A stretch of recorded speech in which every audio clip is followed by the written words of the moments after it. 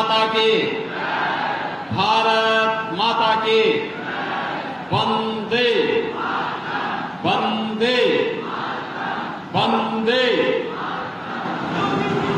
केंद्रीय मंत्री और पंजाब के प्रभारी श्री गजेंद्र सिंह शेखावत जी, लोकसभा के प्रभारी श्री केवल सिंह ढिल्लों जी,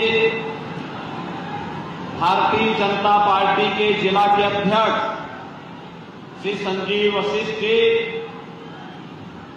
पूर्व सांसद और राजस्थान से विधायक श्री महंत योगी बालकनाथ जी, राज्यसभा कोषाध्यक्ष सुखविंदर सिंह गोल्डी जी, राष्ट्रीय कार्यकारिणी सदस्य श्रीमती अमनजीत रामू वालिया जी, भारतीय जनता पार्टी के हमारे सभी पदाधिकारीगण, भारी संख्या में उपस्थित मेरे सभी आनंदपुर साहिब से जुड़े हुए सभी बहन और भाइयों, मैं पहले माता नैना की इस पावन धरा को गुरु तेग बहादुर जी महाराज जो सनातन की ढाल थे, दसम गुरु गोविंद सिंह जी महाराज जिन्होंने खालसा पंथ की स्थापना की थी और खालसा पंथ के सृजन स्थल तख्त श्री केसगढ़ साहिब जी को कोटि कोटि नमन करते हुए आप सबका मैं हृदय से अभिनंदन करता हूं, स्वागत करता हूं। बहनों और भाइयों, इसी धरा से गुरु गोविंद सिंह जी महाराज ने शंखनाद किया था कि सकल जगत में खालसा पंथ गाजे, जगे धर्म हिंदू तुरक धुंध भाजे। बहनों और भाइयों, यह जनसभा जिस संसदीय सीट में है वह शहीद आजम भगत सिंह की मातृभूमि खटकल कला की भूमि भी है। मैं इस भूमि को भी सत सत नमन करता हूं। बहनों और भाइयों, पंजाब ने देश को बहुत कुछ दिया। देश की सुरक्षा का ढाल पंजाब बना। विपरीत परिस्थितियों में भारत को संबल प्रदान करने का कार्य पंजाब ने किया था, लेकिन 70 वर्षों से देश ने, पंजाब ने जिन लोगों के हाथों में अपनी कमान सौंपी है, वे आज पंजाब को कहां लेकर के गए हैं। बहनों और भाइयों, एक और आप नए भारत का दर्शन कर रहे हैं। आत्मनिर्भर और विकसित भारत के निर्माण की दिशा में चल रहे प्रयासों को साक्षात दर्शन कर रहे हैं। एक भारत श्रेष्ठ भारत का दर्शन कर रहे हैं और दूसरी तरफ कभी भारत की सुरक्षा का ढाल पंजाब आज स्वयं बेहाल है। बहनों भाइयों, आपने देखा होगा अयोध्या में 500 वर्षों का इंतजार समाप्त हुआ। गुरु नानक देव जी से लेकर के गुरु गोविंद सिंह जी महाराज और निहंगों ने जिस अयोध्या में राम जन्मभूमि के लिए अग्रम पंक्ति में आकर के लड़ाई लड़े थे, आज उस अयोध्या में प्रभु रामलला विराजमान हो गए, भव्य राम मंदिर का निर्माण हो गया है।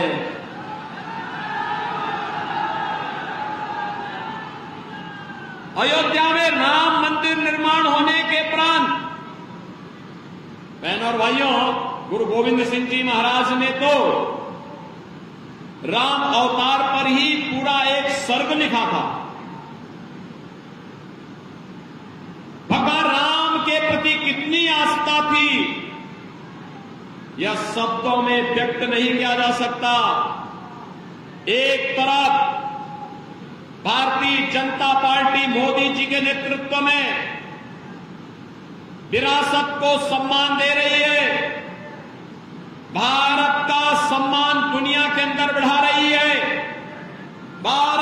सुरक्षा व्यवस्था को मजबूती प्रदान कर रही है।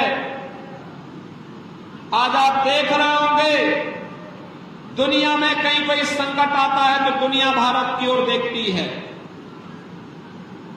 मोदी जी की ओर देखती है। बहनों और भाइयों, याद करिए कांग्रेस की सरकार के समय जब सीमाओं से घुसपैठ होती थी, सीमाएं सुरक्षित नहीं थी, आतंकवाद और नक्सलवाद सिर चढ़ करके बोल रहा था। और जब हम लोग बोलते थे सरकार से कि जगह जगह विस्फोट, कभी दिल्ली में, कभी मुंबई में, कभी अयोध्या में, कभी काशी में, देश के अलग अलग कोनों में विस्फोट होते थे, हम कहते थे आतंकवाद से निपटो। तो कांग्रेस नेतृत्व की सरकार कहती थी कि आतंकवाद तो सीमा पार से है।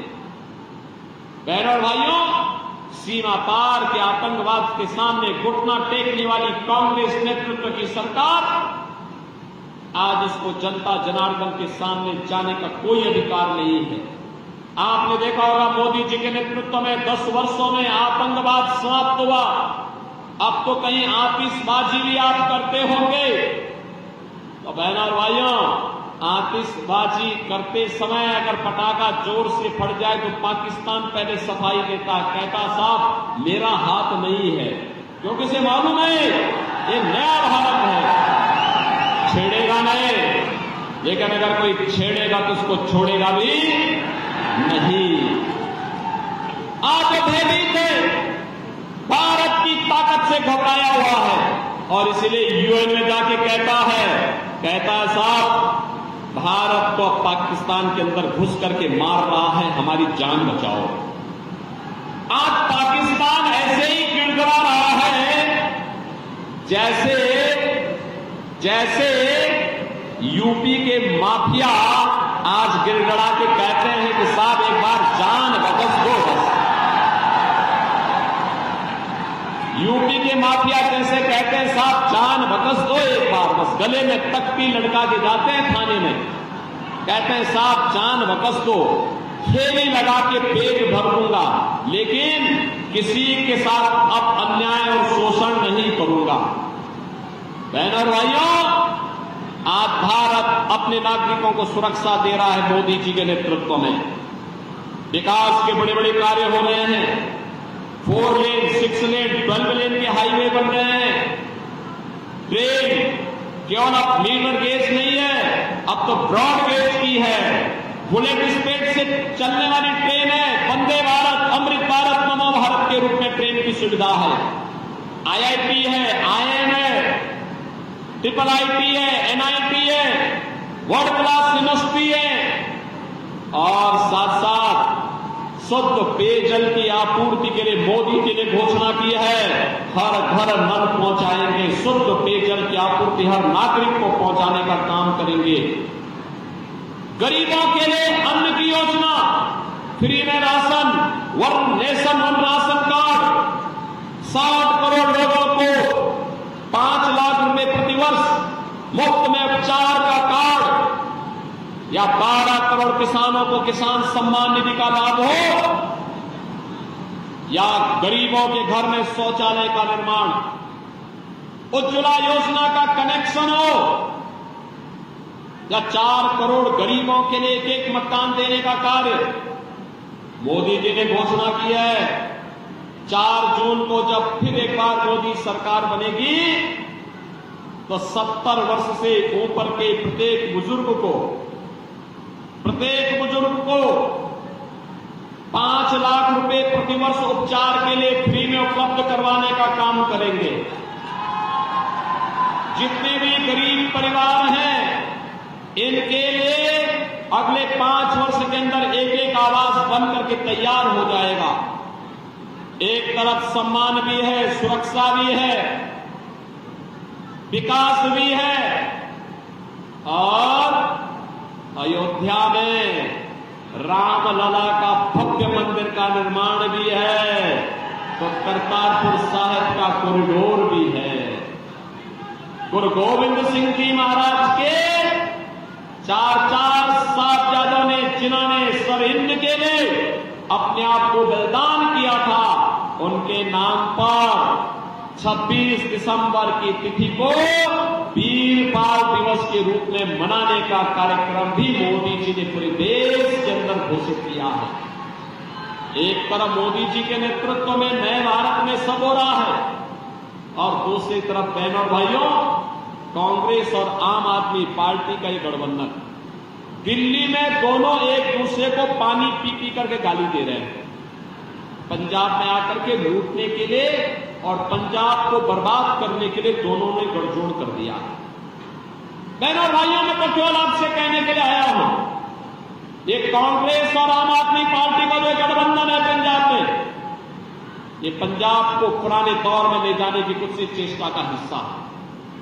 ये पंजाब के अंदर गुरु भूमि को फिर से ये लोग आतंकवाद की ओर धकेलने की साजिश कर रहे हैं और इसीलिए इन्होंने माफिया पाले हुए हैं। कहीं माइनिंग माफिया, कहीं सैंड माफिया, कहीं भू माफिया, कहीं कैटल माफिया, कहीं ड्रग माफिया। बहनों और भाइयों, 2017 के पहले जब उत्तर प्रदेश में दूसरी सरकारें थी, उत्तर प्रदेश में भी माफिया इसी प्रकार से हावी थे।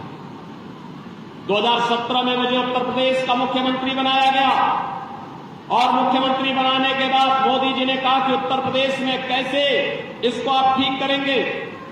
बहुत बड़ी चुनौती है क्योंकि 25 करोड़ की आबादी का राज्य, वहां पर पहले सिखों के खिलाफ दंगा होता था सहारनपुर में, इसी प्रकार से जगह जगह दंगे होते थे, हर तीसरे दिन एक दंगा होता था।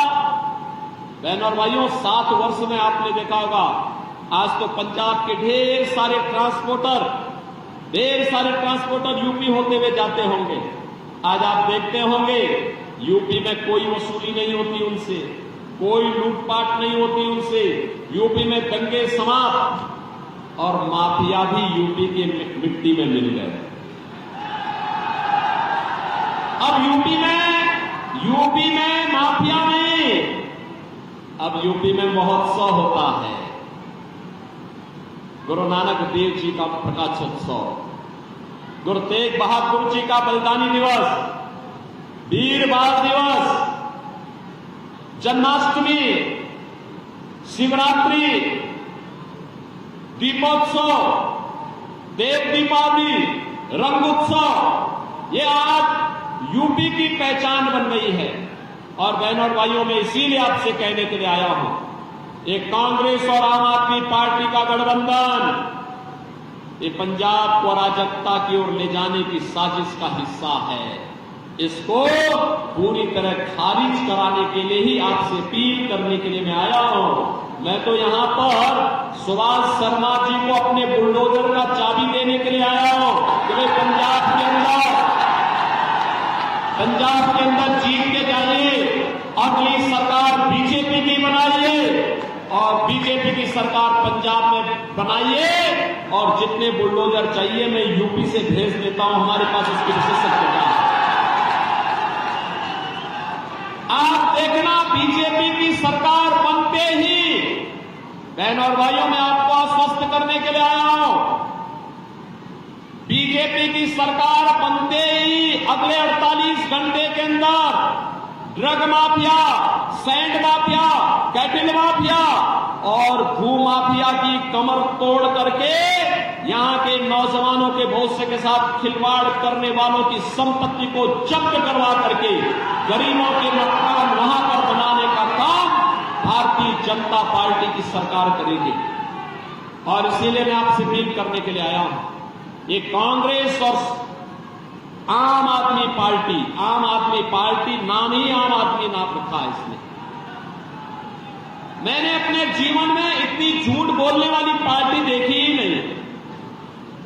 यानी जो कहती थी, डंके की चोट पे घोषणा करती थी कि हम ईमानदार पार्टी है, भारत की पहली राजनीतिक पार्टी है जिसने भ्रष्टाचार का आरोप लगा है और भ्रष्टाचार के आरोप में जिसके खिलाफ चार्जशीट दाखिल हुई है, जिसके 1 दर्जन से ज्यादा नेता जेल में हैं या बेल पर हैं, और अब कांग्रेस के समय में तो रिमोट से सरकार चलती है, ये तो हमने सुना था। पंजाब के अंदर तो जेल से सरकार चल रही है, ये भी हम देख रहे हैं। ये पंजाब की भावनाओं के साथ खिलवाड़ है। बहनों और भाइयों, कांग्रेस और आम आदमी पार्टी का गठबंधन का मैनिफेस्टो क्या कहता है? कहता है सरकार में आएंगे तो सरकार में आने के बाद गरीबी हटाएंगे। कैसे गरीबी हटाएंगे? तो उन्होंने कहा कि सभी की संपत्ति का सर्वे करवाएंगे और सर्वे करा करके उनके फादर, ग्रैंडफादर, उनकी मदर, उनकी ग्रैंडमदर ने जो संपत्ति उनको दी है, उस संपत्ति में से आधा हिस्सा विरासत टैक्स के रूप में लेकर के और फिर पाकिस्तान, अफगानिस्तान और बांग्लादेश और रोहिंग्या घुसपैठियों को बांट देंगे। बहनों और भाइयों, क्या आप अपनी संपत्ति में से इनको इस प्रकार से डकैती डालने की छूट देंगे? क्या इस प्रकार की डकैती डालने की छूट देगा क्या हमारा पंजाब? बहनों और भाइयों, ये विरासत टैक्स नहीं, ये औरंगजेब का जजिया कर है, जजिया कर। औरंगजेब मुगलों का सबसे क्रूर बादशाह हुआ था। कोई मुसलमान भी अपने पुत्र का नाम औरंगजेब नहीं रखता है, क्योंकि औरंगजेब ने पहले अपने भाई की हत्या की, फिर अपने बाप को जेल में बंद कर दिया था। और उसका बाप शाहजहां लिखता है कि कमबख्त औरंगजेब, तो जैसा दुष्ट पुत्र किसी को पैदा न हो। तू जीते जी मुझे एक एक बूंद पानी के लिए तरसाया है, और तुझसे अच्छे तो यह हिंदू है जो जीते जी अपने बड़े बुजुर्गों का सम्मान करता है और मरने के बाद वर्ष में एक बार श्राद्ध और तर्पण करके पितरों को तर्पण दे करके जल देने का काम करता है। औरंगजेब ने हिंदू और सिखों पर एक कर लगाया था, इसका नाम था जजिया कर। वह कहता था या तो एक कर दो, टैक्स दो, और नहीं तो मुसलमान बनो। बहनों और भाइयों, औरंगजेब को जवाब दिया था गुरु तेग बहादुर जी महाराज ने, जिन्होंने सनातन की ढाल बन करके औरंगजेब को जवाब दिया था और बलिदान हो गए थे। ये पंजाब की धरती इन क्रूर मुगलों का आतंक रोकने के लिए पूरी प्रयास की थी, पूरी कोशिश की थी, और इनको विफल भी किया था। और आज औरंगजेब की आत्मा एक कांग्रेस और आम आदमी पार्टी के मैनिफेस्टो के माध्यम से घुस गई है। और इसीलिए मैं आपसे कहने के लिए आया हूं कि बहनों और भाइयों, हमें औरंगजेब को दोबारा जीवित नहीं होने देना है। औरंगजेब को क्या जीवित होने देंगे? क्या कतई नहीं जीवित होने देना है। और इसीलिए मैं आपके पास आया हूं आपसे कहने के लिए, भारतीय जनता पार्टी आपके पास आई आपसे कहने के लिए, देश की जो आवाज है। अभी मैं हिमाचल प्रदेश से आ रहा हूं। बहनों और भाइयों, पूरे चुनाव में मुझे 15 राज्यों में जाने का अवसर प्राप्त हुआ। उत्तर, दक्षिण, पूर्व, पश्चिम, पूरे देश के अंदर जहां कहीं भी हम लोग गए, एक ही आवाज है, एक ही नारा है, एक ही स्वर गूंज रहा है, और वह स्वर है कि फिर एक बार, फिर एक बार, और अब की बार 400 पार के नारे से आम आदमी पार्टी को तो चक्कर आने लगता है, क्योंकि 400 सीटों पे लड़ी नहीं सकती है। वो पूछती है 400 सीट कैसे? तो जनता जनार्दन कहती है जो राम को लाए हैं, जो राम को लाए हैं, और राम भक्त ही राज करेगा दिल्ली के सिंहासन पर। राम भक्ति ही राज करेगा। और हमारे मोदी जी तो परम राम भक्त हैं। मोदी जी को 30वीं बार प्रधानमंत्री बनाना है ना। पंजाब सहमत है, सबका आशीर्वाद मिल रहा है। आपका एक एक वोट कमल चुनाव चिन्ह पर सुभाष शर्मा को ले जाएगा, या सीधे मोदी जी की ताकत को बढ़ाएगा। और मोदी जी, अभी तो मोदी जी ने अयोध्या में रामलला को विराजमान किया है, करतारपुर कॉरिडोर का निर्माण किया है, और अगली बार हम अयोध्या और काशी के बाद अब मथुरा की तरफ रुख करने वाले हैं। आप भी सहमत है ना? आप भी सहमत हैं? सुभाष शर्मा जीत के जाएंगे सभी लोग मजबूती के साथ। तो फिर मेरे साथ बोलेंगे, बोले सो निहाल, बोले सो निहाल। भारत माता की, भारत माता की जय श्री राम, जय जय श्री राम।